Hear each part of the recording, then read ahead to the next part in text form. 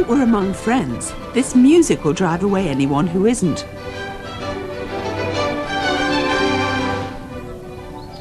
So here we are in Ambridge, home of the famous country folk who celebrate today 40 years of being on the BBC. 40 years, the longest running radio serial in the world. How simple it sounds, how wonderfully inevitable. Yet actually, there's been more than one moment when things might have been very different.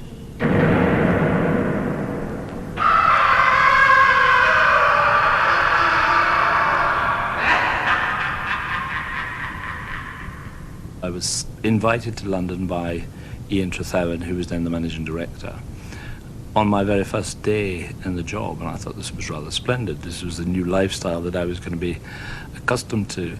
Jock Gallagher, head of radio in the Midlands from 1970 to 1989. We went through the first course and the second course, and we talked about the state of the BBC and all sorts of things. And then he suddenly said, "Now, about the Archers." And I took a sort of deep breath, thinking, what about the Archers? He said, "Well, I think it's really gone so far down the hill, we really ought to think about taking it off. But you know, you have 6 months, see if you can sort it out." Now, I had no idea what sorting out meant. But clearly his boss did. What was the problem? Well, Ian Trethowan was new in the job too. He was probably looking, as new bosses do, quite hard at the books and asking two basic questions. Was it doing well enough to justify its cost? Was it, after 20 years on the air, good enough? Jock Gallagher went back to Birmingham and listened. I just had this sort of flabby, blancmange nothingness, and I attacked it from ignorance. And one of the things that I did was to bring in Malcolm Lynch, who was then the editor of Coronation Street, which was reputed to be the best of the television soaps. And I thought if he could do the job there, then he should be able to do the job for the Archers. And indeed he did. He turned Ambridge upside down. We had bells falling out of the church, and we had airplane crashes and other non-agricultural, propagandish, dramatic stories. The audience went berserk for a very short period, and then they rather got to like it.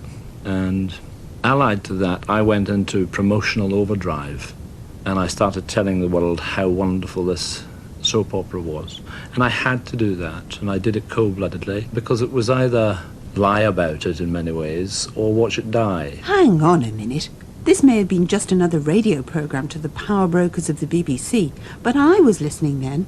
I remember poor Peggy's problems with her husband and Sid working at the garage. I remember when it was on the Light programme, come to that. I feel it sort of belongs to me, just as you probably think of it as yours. But it was Godfrey Bazley who invented the Archers in 1950. He'd been asked to come up with a programme that could entertain, but slip over a bit of useful farming information too. Well, the agriculture was important because more than half the land in this country was in holdings of 100 acres or less, and a great many under 50 acres. And without being too rude, the mentality of the farmers was rather equivalent. And they were not listening to the technical talks that were being put out by the BBC and by me here in the Midlands. And the creation of the Archers was really as a means to get them to listen, because within this framework of this daily serial, we could insert some education and some information as well as entertainment. Morning, Mr. Gabriel. Morning. Well, done your fortune return yet? Now, I'll shake you a bit. I have, as a matter of fact, and did it and sent it off within 48 hours of getting it. Oh, splendid. I heard the reminder on the 1 o'clock news yesterday, you know. It gave me a smug feeling to know I'd done it. And what about you, Mr. Gabriel? Have you done yours? Of course I ain't. Still got it in my pocket. There's only one thing to do with bits of paper like that. Don't need fires this weather, though. The return's required by law, you know, Mr. Gabriel. I ain't no clerk. Tain't no use some fella sitting behind a blessed great desk in the ministry trying to make me one. I admit I started it yesterday. Got fed up and left it, though. Now, maybe it says a lot about broadcasting in the 1950s when you think that was going down a treat with a huge audience. A quarter of the adult population was tuning in every night. But as the years rolled by and the competition, especially from television, steadily grew, radio as a whole started to get left behind. And it was changing. The BBC, trying to keep up with the trend to more music, moved the Archers from the light programme to the home service in 1967. It lost the programme a lot of listeners. 2 years later, the BBC Transcription Service, which had been distributing Ambridge worldwide, decided to drop it. Here's where the plot was up to on that fatal night in 1969.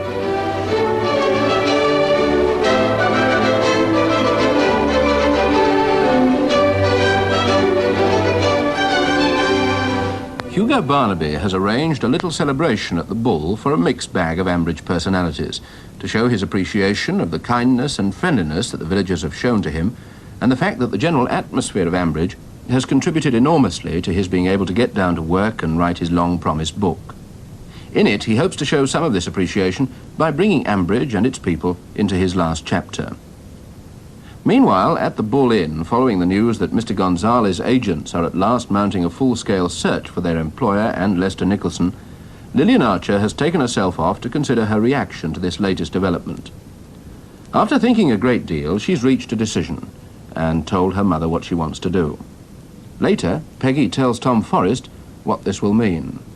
She said it straight out, Uncle Tom. No nonsense. You may not agree with it, but it's going to happen somehow. Oh, sounds pretty determined. But just what is it she's got in mind, then? She wants to be part of the search party that's going out looking for Nick. What? Out there in South America? Yes. You look as That shocked probably as I do. tells you a few of the things that were making people wonder whether, after 20 years, the country folk were ready for the chop. Not exactly, well, lovable, is it? Ian Trethowan, as we know, wasn't happy. Jock Gallagher wasn't happy.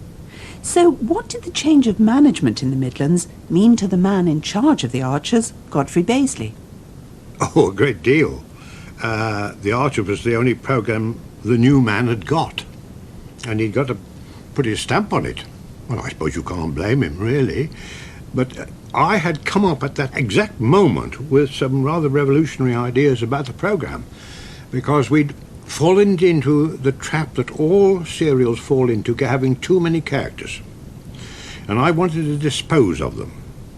I wanted to keep my 8 standard characters and the little bits of scenery and props, which are the people who pop in around it. But some of the major characters, I wanted to send Jack Woolley, and I wanted him to marry Peggy and then go and start the hotel business up in Scotland. I wanted Carol Gray to take her market garden business into the outskirts of London and begin organic farming, producing organic vegetables. This is 18, 20 years ago. And I'd done the same with other characters. In fact, I'd come back, really back, to the 10 essential characters for a daily serial. And who are they? Well, you need a mother and father figure. You need young lovers, which was Phil and Grace. You need some adult lovers so that you can have a bit of sex in it. You've got to have a bit of that. And then you want a comedy character, which was old Walter Gabriel. And then above all, you need an irritant. Somebody to upset people, because if one person upsets them and says, oh, the old faggot, I could hit her, they love the rest. And your plan and your document was in place? It was in print, and it was presented to the first meeting of this new management. And what happened then? I went. Why? Well, it was just thrown out as a load of old codswallop. Were you fired? No, I went. After all, I was drawing a pension anyway, Did you go quietly? No, I didn't. No fear. No, I was very angry indeed. And that anger lasted a very long time, until well, I don't know, it's a very brave thing the man did. He apologised. And he did it in print. All's well now. We're friends. Deep intake of breath. Godfrey and I parted company very early on. Godfrey was then 67 and way over the BBC's normal retiring age, and his contract wasn't renewed. That's the reality. I'm not trying to pretend that that doesn't add up to the sack. I mean, we wanted changes made, So it was up to Godfrey whether he went along with the changes or not, and he decided he didn't want to. And I know that I must have hurt Godfrey deeply, and we had what amounted to a feud for something like 20 years as a result of it. And it was the greatest sadness that I've ever known in my life, that I separated this genius from his creation.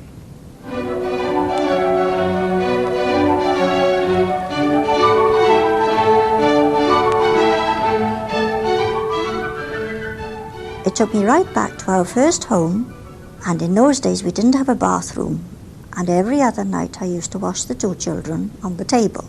I could visualize myself there, washing these two kids and shushing them at the same time because I wanted to listen to the Archers.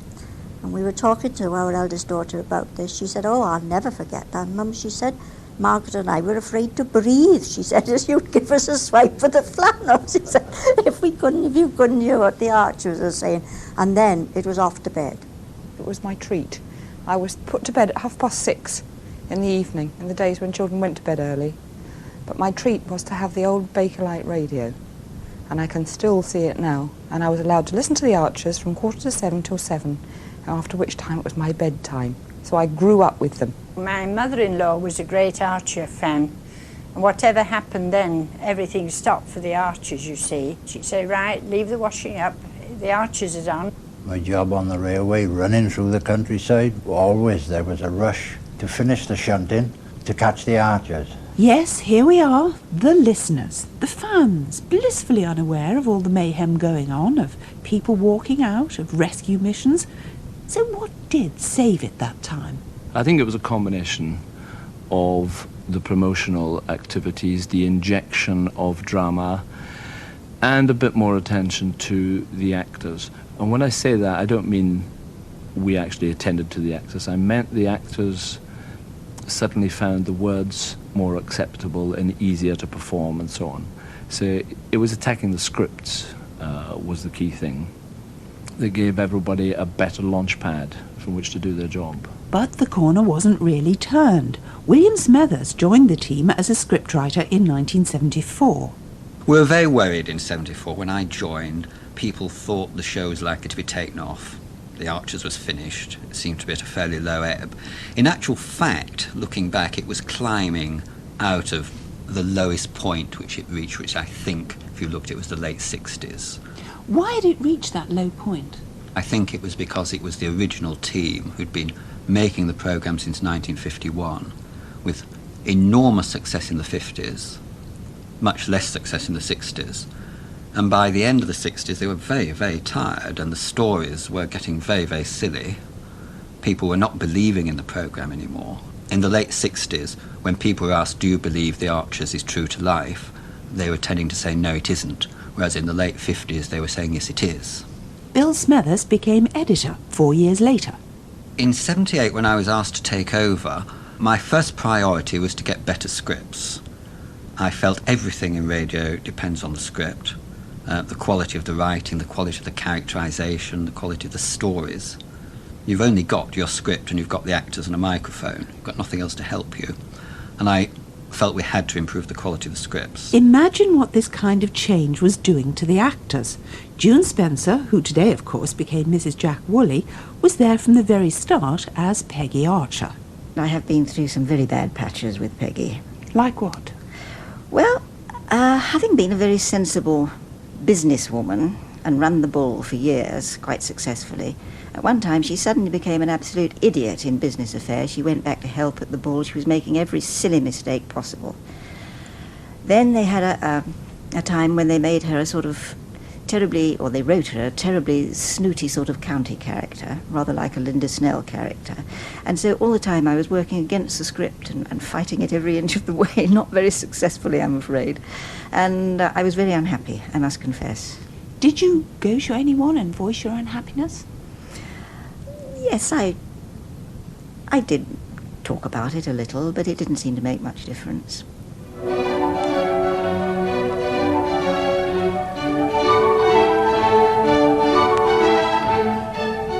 I quite like Brian Aldrich. I think there's something terribly refreshing about a man who has no redeeming features whatsoever. The one that amuses me most is my namesake, Jill. Tony, I think, because he makes me laugh the most. I like old Jack Woolley. He's a rough old diamond, but I think he's good at heart, isn't he? Nelson's definitely a favourite, and Eddie Grundy. I think I like Phil. He's very level-headed and he's very calm. Oh, my favourite character, of course, is Pat. I was very fond of Doris and Dan, and when they died on their separate occasions, I felt I'd lost a friend. And what on earth do you think you're doing? I'm nearly killing myself to get you to the wedding, that's what I'm doing. What? You better ring for a hire car. But they'll all be booked for the wedding. Well, you please yourself. The alternative is to walk, and you know that's too far. I never heard the like. Why you have to go bothering Bobby up at Brookfield today, I shall never Well, I understand. went, and if I hadn't, we might have lost Marigold and a calf. Oh, blow Marigold on a day like this. Well, I'm going to change. No time for a But bath. you'll smell the place out. All right. I'll have a bath and miss the service. But if you want to get there before it's all over, do as I say, woman, and ring for a car. Don't you call me woman like that. What's wrong with our car? I'm trying to tell you, I've got a puncture. Oh, trust I've driven you. it nearly a quarter of a mile on the rims, which'll have done it a power of no good. So don't just stand there. Start walking or telephoning, one or the other. I'll change just as quickly as I can. Oh, Dan, if you're not the limit. Really, today of all days. Dan and Doris Archer from 1971, on their way to Lillian's wedding to Ralph Bellamy. Now, I don't care what the power brokers say. I can still listen to that scene and think I'm there.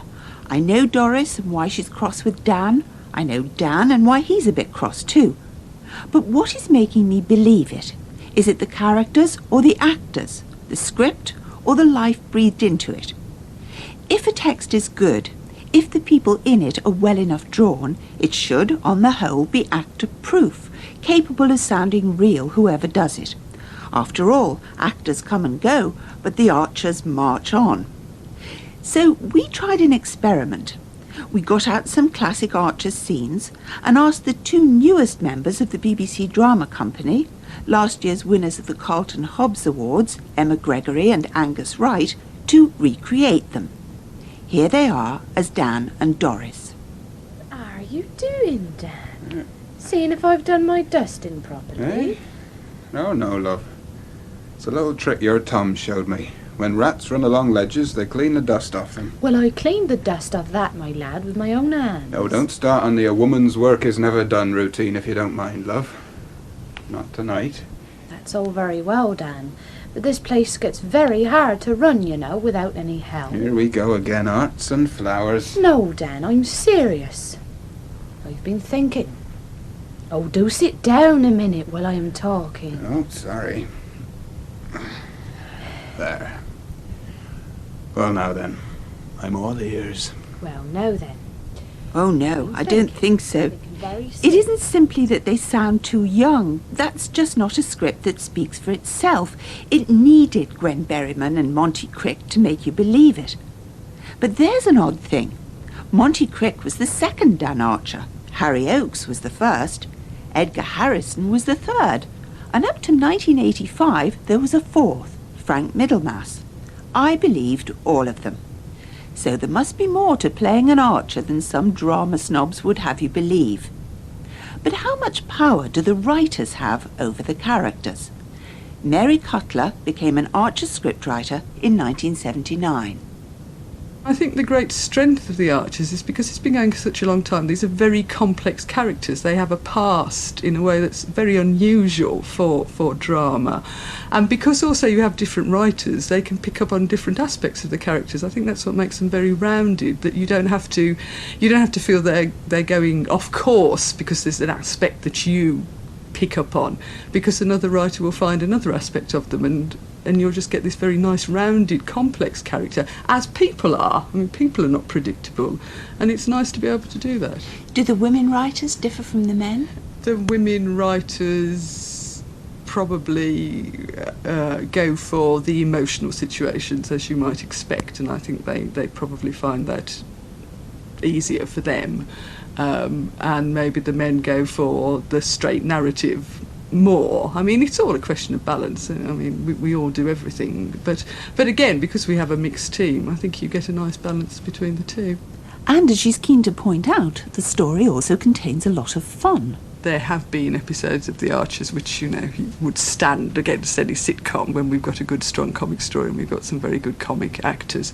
And, of course, it's very good because you can have, which I love, you can have verbal comedy. I mean, you can have that on radio in a way that you can't have on television. It sounds very stilted. You can have somebody like Nelson who can actually sound like a character out of Noel Coward. There's no fried bread. Pretend you don't like it. But I does. I always ask fried bread. Sometimes you're just like a small boy. Oh, how would you know? You'll be surprised how paternal one can become when faced with petulance perfected over 90 years. Oh, you was never a little boy. There are some things I choose to forget. I never thought childhood was one of them. Oh, you always wanted to be different. I admit I never longed for the unutterable joy of shoveling slurry in the dead of winter. Oh.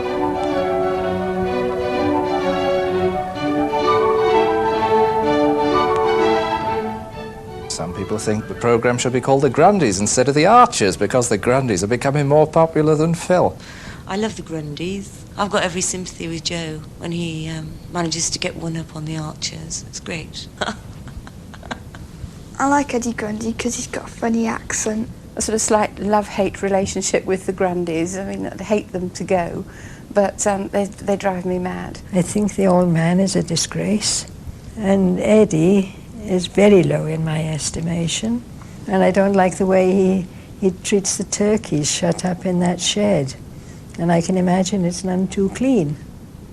The Grundys arrived in 1972, an invention of the Smethurst era, a token of the sort of storyline and characters he believes really works.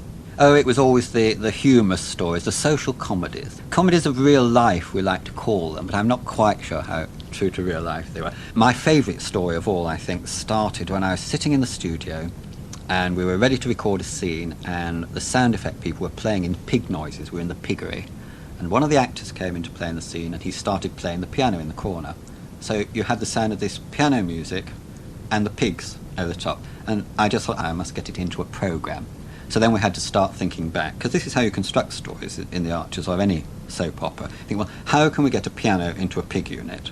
And it starts off, at the end of the day, when you've worked backwards, with Eddie Grundy going out on the binge. And Eddie Grundy ends up in the Bull. Eddie Grundy has 17 pints instead of 16 pints. Eddie Grundy feels sick. Eddie Grundy's sick inside Sid's piano. Opens the top and he's sick into it. Right. Eddie Grundy banned from the Bull. Joe's banned as well, both Grundy's banned. They've got to provide a new piano. They're told you can't get back until you provide a new piano. They spend about 3 or 4 weeks trying to find new pianos. Here again you have interesting stories because it's very hard to find old pianos these days, really are, and they're a lot more expensive than you think. You go out thinking of 10 or 20 quid. Oh no, they're about 200-300 quid nowadays. So this is real life coming in. So they get their piano and they bring it back, but of course their tractor breaks down outside the pig unit, Brookfield pig unit at Hollertree. It starts to rain, they carry the piano into the pig unit, leave it there while they go off somewhere. Phil Archer comes in, sees the piano. He's a pianist, Phil, loves playing the piano, sits down, says, oh, piano, what's this doing? And starts to play it. A few minutes later, of course, Jethro looks in, sees Phil Archer playing the piano in the pig unit, goes straight off the Bull, saying, my eye, Master Phil's gone mad, he's playing the piano, he's got to install the piano in the pig unit. So you have a lovely story, which has run for about 3 weeks, I should think, from the start to the end, and you have your piano playing in the pig unit. The pig unit was always my favourite place somehow. The pig unit also inspired possibly your greatest hit as a lyric writer. It inspired me to write, I think, one of the great ballads of modern times, Poor Pig. They say that I'm a waster, they say I'm made of sand. They see me walking down the street and they don't understand. I'm just a simple country boy and simple is my dad. Like the cows in the field and the bullocks in the barn and the pig that's feeling bad.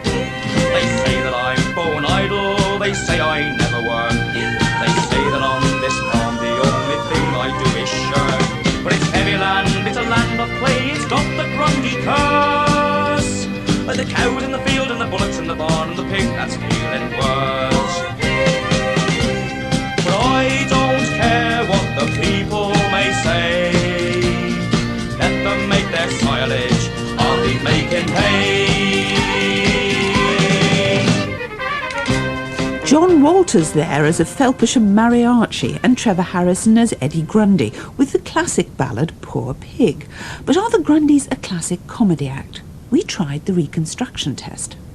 How about a cup of tea, darling? Here, there's something funny about this toilet. I'll make a pot of tea, shall I? You sure you got the right one? Of course I'm sure. It's the one I ordered last week. Eddie, it's a different colour. Oh, it's just the light. Both green, aren't they? I'm not colour-blind. The bath's avocado, but the toilet's more sort of pea green. They've given us the wrong one, Eddie. We'll have to take it back. Oh, I can't. It was a special offer. I suppose I'd better check the sink and all. Eddie Grundy, how could you? What now? It's white. The sink is white. How could you get a green bath and a white sink? It looked terrible. I told you, it's on special offer. End of line. I dread to imagine what the cistern is Well, going to look like. do you know, I don't think that's bad at all. If I didn't know what Eddie and Clary really sound like, I might be quite taken with that. How much do the actors know about their characters before they take them on? Tim Bentinck plays David Archer. Did he know him before he became him? No, I never listened to it. I'd never heard it. My sister was a great addict. She was terribly jealous of me because she wanted to be in it, because she's an actress as well.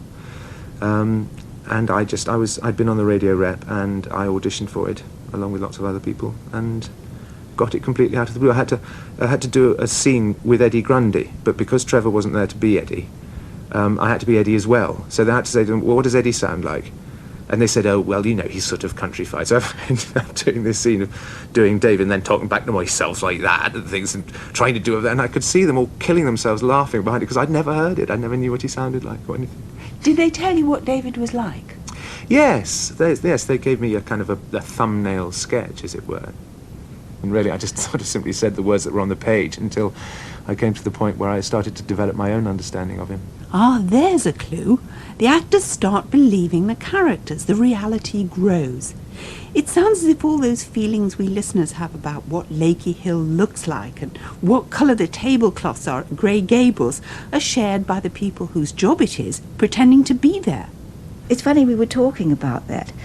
Earlier today we were saying that when we go into the studio and we sit at a table in a certain chair, sometimes it's my little cottage and sometimes it's Jack's office. But the moment we sit down and begin the scene, the walls appear round us and we know the filing cabinet's there, or my stove is over there and my front door is there and Caroline's going to come in at that door. And when we go into what we call it the sink, the sink microphone, because it is by a sink, and of course we use that for the kitchen scenes. We also use it for the bull. And when we do scenes in the bull, one side of the microphone has, for as long as I can remember, ever since we've been here in Pebble Mill, has been behind the bar. And the other side of the microphone has been where the customers come in. And to do it any other way would feel completely wrong, though it probably wouldn't sound any different, but it seems right to us. Now, I know June Spencer is an actress, and so do you. But I bet you'd have wanted to know the same as me. When is she going to take Kate aside and give her a good talking to? Well, she has tried. Didn't get anywhere at all, but we seem to be developing a better relationship now. But she's a devious little girl, you know. I mean, she twists Granny round her little finger, as little granddaughters are apt to do. And she is really a little monkey. Is she a chip off her mother's block, would you say? I would say she is, and I think Jennifer may well meet her match in Kate. Kate is the newest character. She's played by Susie Riddell. At 12, she's quite an experienced young actress already on stage and television, but not on radio. Well, I think it's very different. It isn't as nerve-wracking, I don't think, because you're not being watched by anybody. It doesn't really matter if you get it wrong, because you can easily go back again. I'm not sure whether I like it better or not. I think I do, because you're reading off a script and you can do it how you want to, and you're told if you're doing it wrong. I think I like it. What are they like to work with, the rest of the artists? Really, really nice. They're very friendly, and they've helped me a lot with the script and things. I like them. Are you a listener? I am now.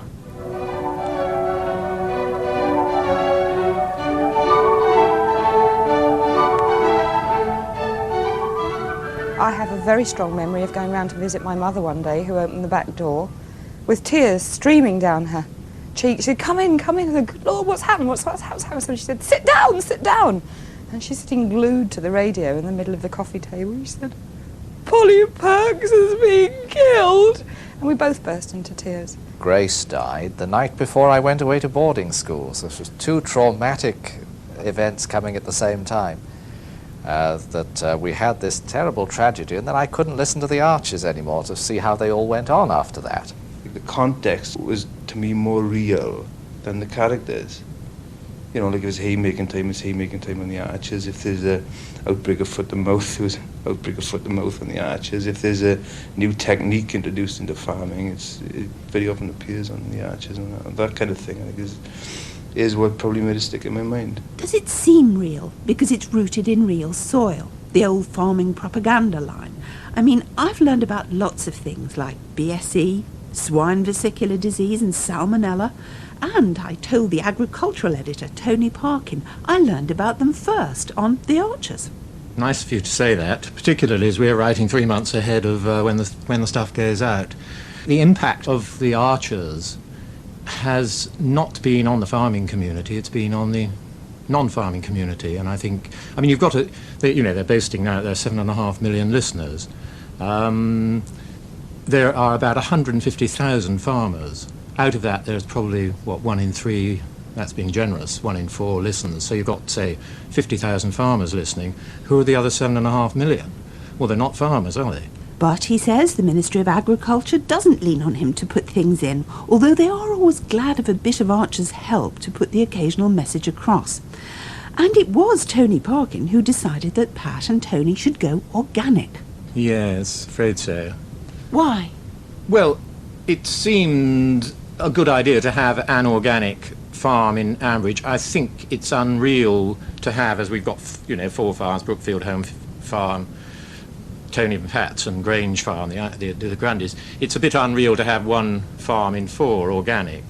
But then if you were going to make any farm in Ambridge organic, I think it had to be Pat and Tony. And it's spawned a great deal of interest and a lot of storylines, and the organic people weren't terribly chuffed because they perceive Tony to be a whinging, miserable, boozing sort of character, and they would rather it had been David Archer or somebody like that. But I think they're reasonably happy with it. You've known Tony for 20 years. Is he miserable, whinging? Well, he is a bit, isn't he? Don't you think?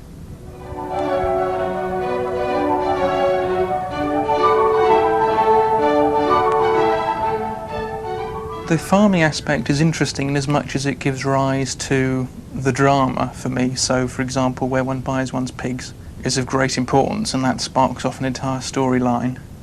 I have a friend down in the south of England who farms by the Archers, runs a big farm, and he always says that the Archers do everything 3 weeks before everybody else, so he knows when to get everything in and going. I was brought up in a farming area, and as soon as the Archers started, we all got into the way of listening each night to the Archers and then going out the next day and doing on the farm exactly the same as Dan Archer had done the night before. Yes, here we are, listening away, chopping up the carrots and absorbing the latest on crop spray and hormone use and set aside. But back in the seething powerhouse of Pebble Mill, where Archer's fortunes are fashioned, does anyone give us much of a thought? Jock Gallagher. The audience is the only thing that matters. And I've always adopted the attitude that whatever the audience says is the thing that actually counts. I have never tried to take the audience on and make it accept what it doesn't want or go along roads that it doesn't want to go. Now that might sound like the easy option. Believe me, with the Archers audience, that is not an easy option.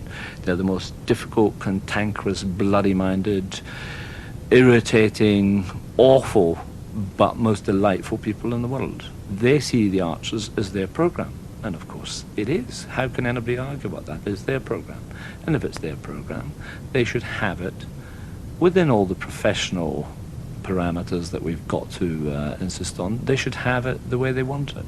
But when you talk to the editor, or the director, or the writers, or the actors, or even to a fellow fan, we all seem to think it belongs to us, personally. I have had the good fortune of working with everybody who has ever edited The Archers, and I've encouraged each and every one of them to think that it's their programme, because it's only if they feel that it's their programme that they're going to work for it.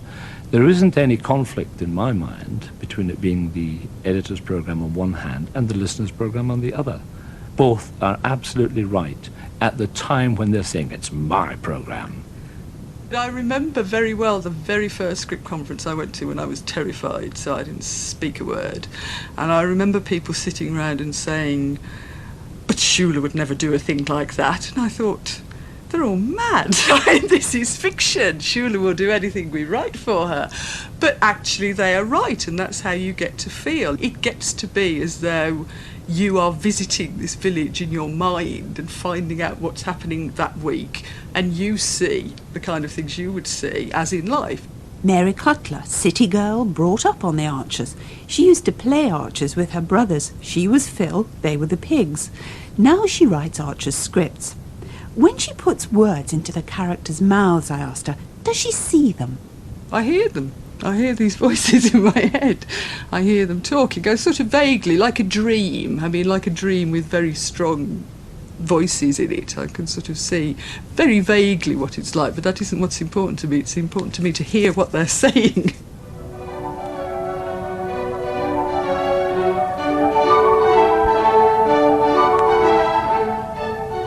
Once I'd become interested in the Archers, I wouldn't miss it. I haven't listened to it for several months, and when I found out that my husband had been listening to it, I immediately said to him, oh, what's happened to such and such? Can you tell me? So it does become real. You think of them as real people. I tell you, it's the only soap opera, the only television programme I ever dreamt that I was in. It obviously must go in at some subconscious level, presumably.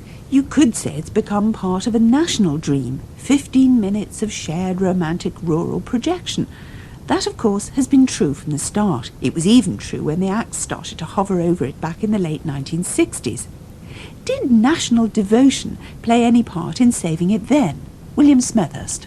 I think the most important factor in the continuation of The Archers has been the fact that it has been a Midland region production from the start. It has always had people in Birmingham ready to fight for it and defend it in the way that the ordinary poor programme like Waggoner's Walk, which just exists within London's drama department, is always at the mercy, at the whim of the head of drama of the moment. Birmingham always provided a defence for the Archers. How did that work? Well, in practice, it meant that in the late 60s, when it really was a very awful programme and ought to have been taken off, it got a defender in the new head of radio in Birmingham, Jock Gallagher. My honest opinion is that by sheer force of personality, he stopped this programme from being taken off during the 70s. It also acquired at that time Tony Parkin, an agricultural editor who did a great deal for it. But basically, it was the fact that in Jock Gallagher there was a defender in Birmingham who was determined to keep the Archers alive. Are you saying this is all down to BBC politics? Well, a lot of it is. Yes, a great deal of it is down to BBC politics. If you're just an ordinary drama programme being made in London and you're doing well, then they keep you going. And if you stop doing well and it's not a good programme anymore, then the programme is taken off, which is exactly as it should be. Was there nothing about it worth keeping? Well, in the end, the mere fact of its survival made it worth keeping. But in those days, I don't think there was, no. Personally, I think its survival's got a lot to do with its size. Small enough to stay with all the way through and on every day. Oh, yes, that's crucial. As the television soap operas have shown, Neighbours, all the other Australian imports, you put something out 5 days a week and you'll get your big audience. It doesn't really matter what you're putting out, you'll still get your big audience if you're going out 5 days a week. Smethurst left the Archers to run Crossroads for ITV and then Jupiter Moon for BSB. He knows about revival and survival. Can the Archers go, as a famous blonde once said, on and on? I think it's now in a very strong position, but at the end of the day, like every other programme, it will either have to maintain its quality and give us good writing, good characterisation, and genuinely appeal to its Radio 4 listeners, or else it will have to rely on politics, and politics are a very fickle thing. It won't necessarily have a head of radio in Birmingham able to defend it next time it goes down in quality. Well, in that case, how secure do the actors feel? Will it go on and on? Will David and Ruth succeed Phil and Jill? Timothy Benting, alias David Archer.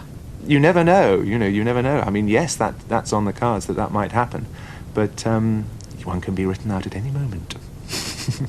Why do you think it's lasted 40 years? Well, there are lots and lots of answers to that. I think it's a drug. I think it's a kind of radio drug. I mean, if you ask people why they like listening to the Archers, they go, oh, I've got to get my daily fix. I get withdrawal symptoms if I don't listen to it. It has the same... It has that same addiction. It's like a book which has no ending, and you get to the end of one chapter and you think, you're going to sleep, and you think, oh, I'll just read the first bit of the next chapter, or I wish all those kind of feelings of, I'd just like to know what's going to happen next, but there is no ending to the book.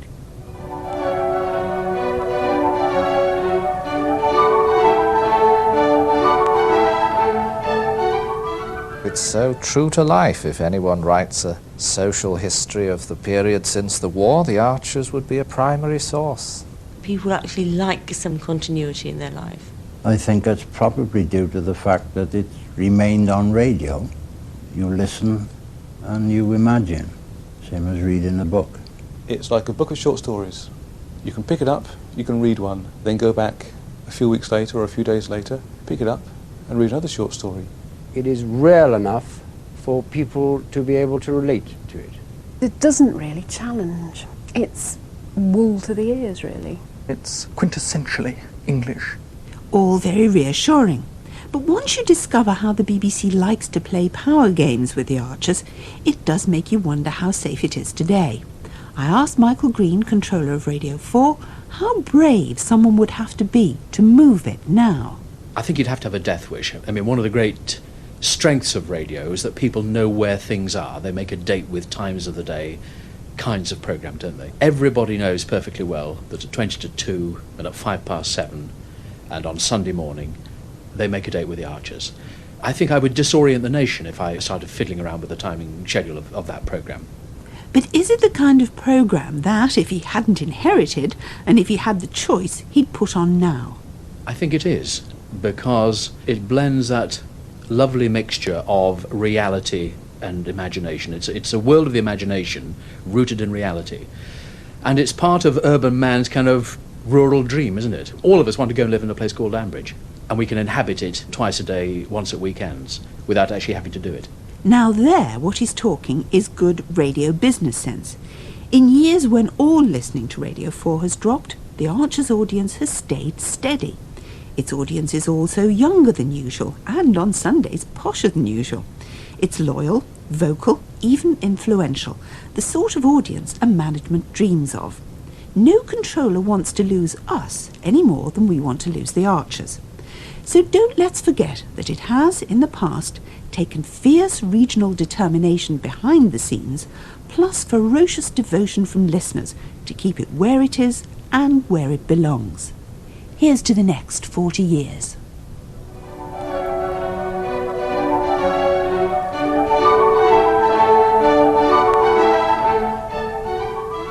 I don't want it to change. I don't want it to become social drama. I don't want it to become anything. I like it how it is. The Archers is a very fine programme. I remember the first one, because it was such an event. A happy new year to all, as Dan Archer said at the beginning of episode 1.